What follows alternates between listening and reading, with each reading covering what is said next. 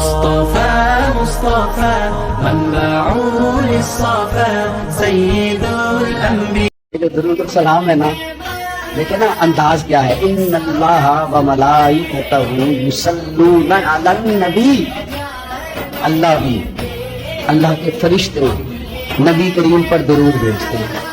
یا ایھا الذین آمنوا، اے ایمان والو، یعنی اپنے لفظوں میں ترجمہ کر لیں، اے میرے نبی کے ماننے والو، صلو علیہ وسلموا تسلیما، تم بھی محبوب پر درود بھیجو اور خوب سلام پڑھو. تم بھی نبی کریم علیہ السلام فرماتے ہیں تو ایک بار درود پڑھ، رب تیرے اوپر 10 بار رحمت کرے. اور حضور فرمانے لگے تو 10 بار درود پڑھ، اللہ 100 رحمت نازل کرے. اور حضور فرماتے ہیں تو 100 بار درود پاک پڑھ، اللہ تیری پیشانی پہ قیامت میں لکھ دے گا کہ یہ بندہ منافقت سے بھی بری ہے، جہنم کی آگ سے بھی بری ہے. نبی پاک علیہ السلام تشریف فرما تھے تو کچھ جانوروں نے آ کے حضور کے قدموں پہ سجدہ کیا. پیش نظر ہے وہ نو بہار اور سجدے کو دل ہے بے قرار، روکیے سر کو روکیے، یہی تو امتحان ہے. کچھ جانوروں نے جب سجدہ کیا تو صحابہ عرض کرنے لگے، یا رسول اللہ صلی اللہ تعالی علیہ وسلم ہمارا بھی دل کرتا ہے. تو حضور نے فرمایا، بھی سجدہ سوائے رب کے کسی کے لیے جائز نہیں ہے. ہاں اگر جائز ہوتا تو میں خاتون سے کہتا کہ اپنے شوہر کو سجدہ کرے. نبی پاک علیہ الصلوۃ والسلام نے حد بندی کر دی کہ جو ہم میلاد مناتے ہیں نا، یہ میلاد اللہ تعالیٰ کی توحید کا بہت بڑا اعلان ہے. ہم کہتے ہیں نبی پاک کا میلاد ہوا. جس کا میلاد ہوتا ہے وہ خدا نہیں ہوتا، جو پیدا ہوتا ہے وہ رب. جب ہم میلاد منا رہے ہوتے ہیں تو ہم یہ بتا رہے ہوتے ہیں بھئی حضور خدا نہیں، حضور تو 12 ربیع الاول کو پیدا ہوئے. تو جو پیدا ہو، رب پیدا، اللہ تبارک و تعالیٰ پیدا نہیں ہوتا، مالک تو ازلی ابدی شان رکھتا ہے. حضرت عمر حضور کی بارگاہ میں آئے، عام آدمی نہیں، جناب فاروق اعظم. نبی پاک صلی اللہ تعالی علیہ وسلم کی یہ حدیث سنی تو حاضر خدمت ہوئے. کہنے لگے، یا رسول اللہ صلی اللہ علیہ وسلم، میں ہر چیز سے بڑھ کر آپ سے پیار کرتا ہوں، اور میں خالی نعرے لگانے والا نہیں، میں گھر سے تجربہ کر کے آیا ہوں. میں نے اولاد سامنے رکھی ہے، پھر آپ کا پیار سامنے رکھا ہے. حضور مجھے اولاد نہیں زیادہ پیاری، آپ زیادہ پیارے. اولاد زیادہ پیاری نہیں، ہم نے بھی کبھی سامنے رکھی ہے، اولاد اور حضور کا پیار. جی میں حدیث پاک بیان کر رہا تھا تو رک گیا ہوں اچانک ہی. رکھی ہے کبھی سامنے؟ جی اگر رکھی ہوتی نا تو بیٹے کو پہلے بٹھا کے اس کو کہتے، بیٹے پہلے قرآن سیکھ، پہلے حضور کا فرمان سیکھ. بیٹا جیسے ہی بڑا ہوتا، کمپلیں داڑھی کی نکلتی، اگر حضور سے پیار ہوتا تو اماں اسے کہتی، بیٹا داڑھی نہ مڑانا. یہ مصطفیٰ کا طریقہ ہے. اگر نبی پاک سے محبت ہوتی نا میرے بھائی، اگر کامل پیار ہوتا تو ابا جی نصیحت کرتے کہ بیٹا خبردار داڑھی چھوٹی بھی نہ کرانا، یہ رسول اللہ کی سنت ہے. لیکن ہم نے ابھی اس چیز کو سامنے ابھی نہ رہی ہے، ابھی خالی میلاد میں ہی محبت کرتے ہیں، ابھی خالی معراج شریف والے دن ہی پیار کرتے ہیں، ابھی اس کے اثر رنگ تک نہیں آئے. سنیے اور غور کیجیے. حضرت عمر عرض کرنے لگے، یا رسول اللہ صلی اللہ علیہ وسلم، میں نے اولاد سامنے بٹھائی ہے، پھر آپ کا چہرہ سامنے لایا ہوں. حضور مجھے اولاد نہیں پیاری، آپ ہی زیادہ پیارے. پھر عرض کی، حضور میں نے کل کمائی، کل جمع پونجی لا کے اپنے سامنے رکھی ہے، مجھے مال پیارا نہیں، آپ زیادہ پیارے. یا رسول اللہ صلی اللہ علیہ وسلم، میں نے ماں باپ کے چہرے سامنے رکھے ہیں، بہن بھائیوں کو رکھا ہے، رشتہ داروں کو رکھا ہے، دوستوں یاروں کو رکھا ہے، مجھے وہ نہیں پیارے، آپ پیارے. اور حضور پھر میں نے اپنا علاقہ اور قبیلہ بھی سامنے رکھا ہے. حضور مجھے وطن سے پیار نہیں، آپ سے پیار ہے. اور محبوبہ حد ہو گئی، میں نے اپنی عزت بھی سامنے رکھی ہے، عزت. لیکن محبوبہ مجھے عزت نہیں پیاری، آپ زیادہ پیارے ہیں. حق پسند لوگ تھے، سچی بات کرنے والے. حضرت عمر کہنے لگے، یا رسول اللہ صلی اللہ علیہ وسلم، پھر میں نے اپنے نفس کو، اپنی جان کو، اپنی روح کو سامنے رکھا ہے. مجھے لگتا ہے کہ جان مجھے زیادہ پیاری ہے. یہ نہیں کہا کہ زیادہ پیاری ہے، مجھے سمجھ رہے بات کو، مجھے لگتا ہے کہ جان مجھے آپ سے. میرے رسول پاک نے دست مبارک اٹھایا اور جناب عمر کے سینے پہ مارا. فرمایا، عمر جا، ابھی تو تیرا ایمان ہی مکمل نہیں ہوا. اگر تو اپنی جان سے بڑھ کر مجھ سے پیار نہیں کرتا تو تیرا ایمان مکمل ہے، تیرا ایمان مکمل ہے، تیرا ایمان مکمل. حضرت عمر کہتے، حضور کا ہاتھ لگا تو میں نے اعلان کیا، میں نے کہا، محبوبہ تیرے دست مبارک نے خیر کر دی ہے. حضور اب مجھے آپ جان سے بھی زیادہ پیارے ہو گئے، آپ اشارہ کریں، میں جان قربان کرنے کو بھی تیار. نبی پاک صلی اللہ علیہ وسلم کا ارادہ نہیں تھا جنگ کا، حضور جنگ کے لیے نہیں نکلے تھے. قریش اس طرح کرتے تھے کہ مسلمانوں کے قافلے لوٹ لیتے تھے، لوٹ مار کرتے کرتے مدینے کی سرحد تک وہ آ جایا کرتے تھے. ایک قافلہ ابو سفیان لے کے جا رہے تھے تجارت کے لیے، تو اس میں سارے کافروں کا مال شامل تھا. ایک قافلہ جایا کرتا تھا، سارے اپنا اپنا مال شامل کر دیتے تھے. تو جو کہ یہ مسلمانوں کو ستاتے تھے، تو آج حضور علیہ السلام نے ارادہ کرم کیا کہ ان کے قافلے کو ہم نے بھی روکنا ہے، تاکہ ان کو اس بات کا احساس ہو کہ اس طرح نہیں کرنا چاہیے. اس قافلے کے لیے نبی پاک صلی اللہ تعالی علیہ وسلم نکلے. جنگ کا تو ارادہ نہیں تھا. 313 لوگ حضور کے ساتھ تھے اور سواریوں کی تعداد اس طرح کی تھی کہ بعض اوقات ایک ایک سواری پر 3 لوگ سوار تھے. 2 آدمی سوار ہوتے تھے, تیسرا پیدل چلتا تھا. اور قربان جائیں حضور علیہ السلام کی مساوات کا یہ عالم تھا کہ نبی پاک تھے, حضرت مولا علی تھے اور جناب زید تھے. 2 سوار ہوتے تھے, ایک پیدل چلتا تھا. جب 2 غلاموں کے سوار ہونے کی باری تھی, آقا کے پیدل چلنے کی باری تھی, حضرت علی نے اور جناب زید نے عرض کی حضور آپ بیٹھ جائیں, ہم پیدل چلتے ہیں. حضور فرمانے لگے نہ تمہارے اندر طاقت زیادہ ہے اور نہ تمہیں ثواب کی ضرورت زیادہ ہے. مجھے اللہ نے طاقت بھی زیادہ دی ہے اور میں ثواب سے بھی مستغنی نہیں ہوں, لہذا تم اگر پیدل چل سکتے ہو تو میں بھی پیدل چلوں گا میں بھی پیدل. یہ چیز مساوات پیدا کرے. حضور اس طرح جا رہے تھے. ابو سفیان بڑے تیز آدمی تھے. جب پتہ چلا نا کہ مسلمان حملے کے ارادے سے آ رہے ہیں تو ایک بندہ جلدی سے دوڑایا, مکے جا کے بتاؤ تم سب کا مال میرے پاس ہے. تو مسلمانوں نے حملہ کر دیا. خود اس طرح کیا کہ جس رستے سے وہ جا رہے تھے وہ رستہ بدل کے رستہ کوئی اور اختیار کر لیا. قافلہ بھی بچ کے نکل گیا. اہل عرب کا طریقہ تھا ایمرجنسی اعلان کرنے کا. ہمارے ہاں بھی طریقہ ہے بریکنگ نیوز, ہے نا جی.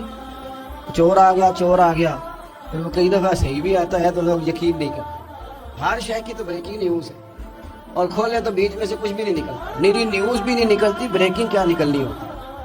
اس لیے میں کہتا ہوں کہ میڈیا کی ہر بات کو تسلیم نہ کر لیا کریں. سوشل میڈیا پہ چلنے والی ہر خبر کو نہ مان لیا کریں. یہاں تو اتنا عجیب حال ہے. ہمارے ایک بزرگ عالم دین ہے, بیچارے پچھلے دنوں وضاحت دے رہے تھے خود بیٹھ کے, کہہ رہے تھے میں زندہ ہوں بھائی. کسی نے میڈیا پہ خبر دے دی کہ میں فوت ہو گیا.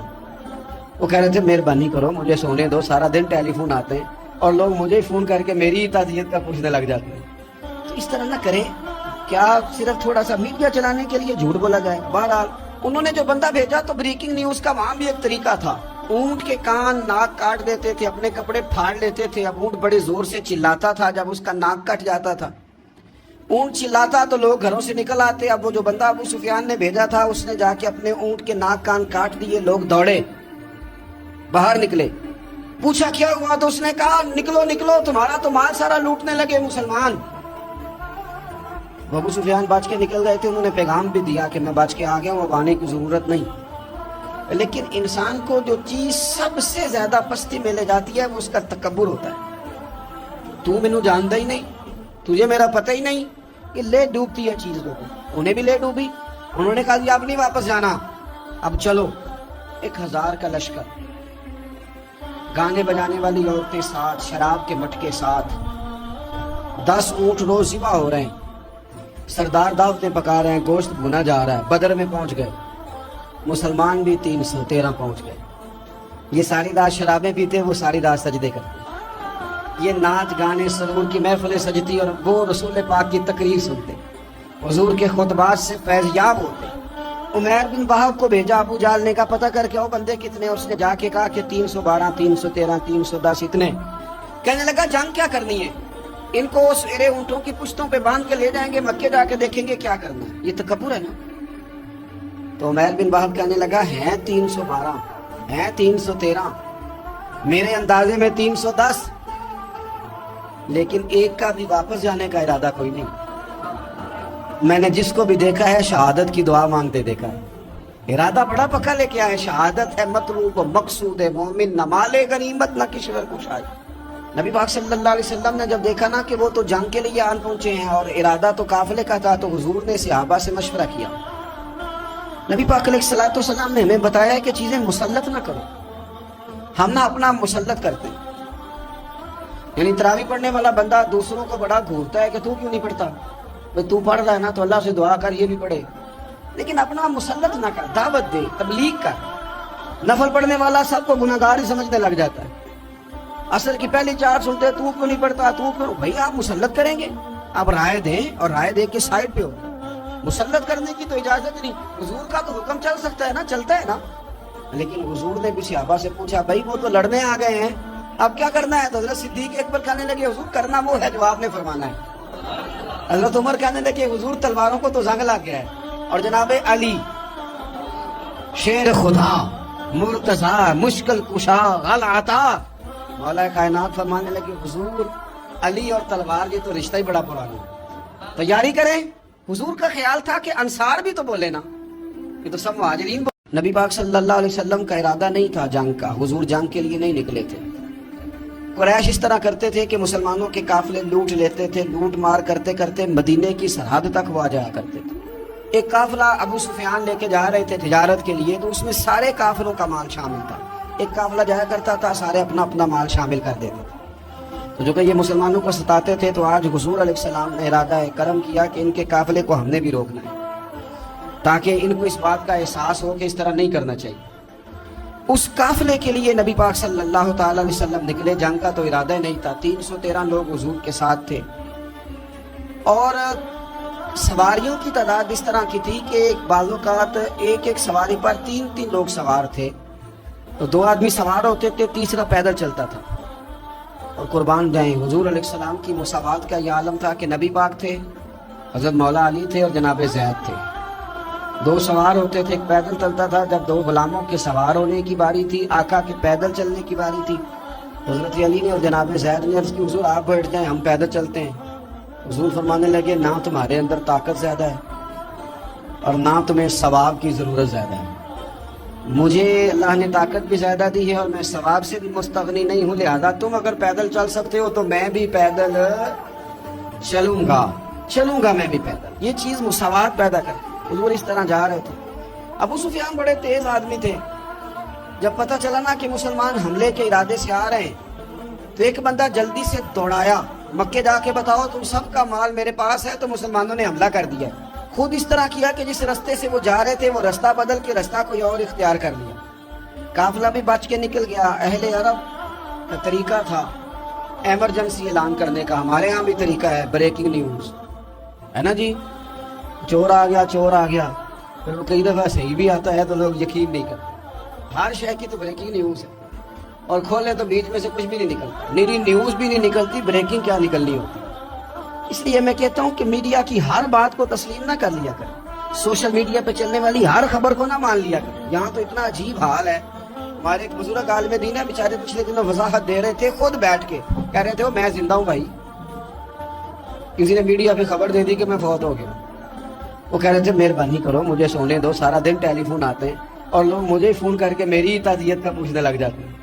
تو اس طرح نہ کریں، کیا صرف تھوڑا سا میڈیا چلانے کے لیے جھوٹ بولا جائے؟ بہرحال انہوں نے جو بندہ بھیجا تو بریکنگ نیوز کا وہاں بھی ایک طریقہ تھا، اونٹ کے کان ناک کاٹ دیتے تھے، اپنے کپڑے پھاڑ لیتے تھے، اب اونٹ بڑے زور سے چلاتا تھا، جب اس کا ناک کٹ جاتا تھا، اونٹ چلاتا تو لوگ گھروں سے نکل آتے۔ اب وہ جو بندہ ابو سفیان نے بھیجا تھا اس نے جا کے اپنے اونٹ کے ناک کان کاٹ دیے، لوگ دوڑے باہر نکلے، پوچھا کیا ہوا تو اس نے کہا نکلو تمہارا تو مال سارا لوٹنے لگے مسلمان۔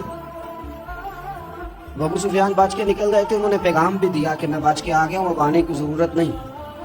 لیکن انسان کو جو چیز سب سے زیادہ پستی میں لے جاتی ہے وہ اس کا تکبر ہوتا ہے، تو مینوں جانتا ہی نہیں، تجھے میرا پتہ ہی نہیں، یہ لے ڈوبتی ہے چیز لوگوں، انہیں بھی لے ڈوبی۔ انہوں نے کہا جی اب نہیں واپس جانا، اب چلو، 1000 کا لشکر